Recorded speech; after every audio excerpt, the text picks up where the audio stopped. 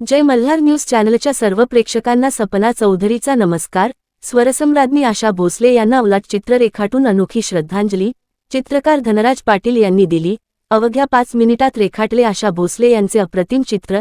Acrylic रंगांच्या सहाय्याने रेखाटले आशा भोसले यांचे उलट चित्र। एक शाम आशा दीदी के नाम गीत गायन कार्यक्रमात कलाकाराची हटके श्रद्धांजली चर्चेचा विषय ठरला। स्वरसम्राज्ञी आशा भोसले यांना एका चित्रकाराने अनोख्या शैलीत श्रद्धांजली अर्पण केली आहे। गीतगायनाच्या कार्यक्रमात पारंपरिक पद्धतीऐवजी अवघ्या 5 मिनिटात ॲक्रिलिक रंगांच्या सहाय्याने आशा भोसले यांचे उलट चित्र रेखाटण्यात आले। संपूर्ण चित्र उलट काढण्यात आल्यानंतर ते सरळ करून त्यांच्या प्रतिमेला पुष्पहार अर्पण करत भावपूर्ण श्रद्धांजली वाहण्यात आली। या अनोख्या कलाकृतीने उपस्थित प्रेक्षक भारावून गेले असून कार्यक्रमाची सुरुवातही भावनिक वातावरणात करण्यात आले होते, तर एका कलाकाराने आशा दीदीला एक वेगळ्या पद्धतीने श्रद्धांजली वाहिली। सपना चौधरी, जय मल्हार न्यूज, नंदुरबार।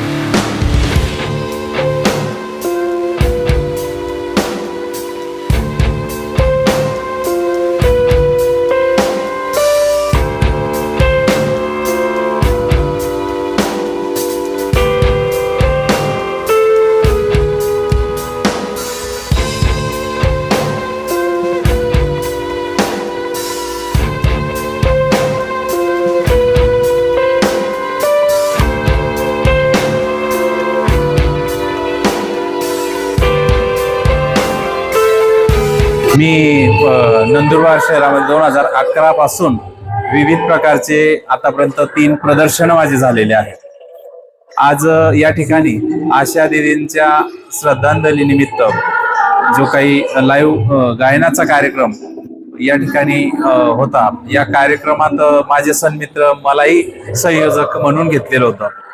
तर कार्यक्रम चालू असताना गायन करणं हे सर्वजण ज्याच्या परीने करत होते, पण मला एक कलाकार असल्यामुळे मला असं वाटलं की आपण आगळी वेगळी श्रद्धांजली द्यावी। मान्यवरा ज्या वेळेस स्टेजवर येतील प्रतिमा पूजन होत असतं, तर प्रतिमा पूजन न करता मी स्वतः त्या ठिकाणी अगदी 5 मिनिटात आशा दीदींचं लाईव्ह स्केच तयार करतो अशी संकल्पना मांडली आणि त्यांनी होकार दिला। आणि मी या ठिकाणी आज फक्त अवघ्या 5 मिनिटात मी लाईव्ह आशा दीदींचं एक स्केच ॲक्रेलिक कलर मध्ये तयार केलं आणि चांगल्या प्रकारे सगळ्यांनी कौतुक केलं। आणि ती प्रतिमा पूर्णपणे उलटी मी केली, सर्व प्रतिमा पूर्ण काम कलाकृती मी उलटी केली आणि नंतर शेवटी मी तिला सरळ केली आणि सर्व मान्यवरांनी पुष्प अर्पण करून त्या ठिकाणी उद्घाटन कार्यक्रमाचं झालं. असं आगळं वेगळं उद्घाटन आजच्या या कार्यक्रमात झालेलं आहे. आणि मी आतापर्यंत वेगवेगळे प्रयोग करत असताना हा माझा पहिला प्रयोग आहे की जो मला या ठिकाणी करण्याची संधी मिळाली. मला मनापासून तो आनंद आहे.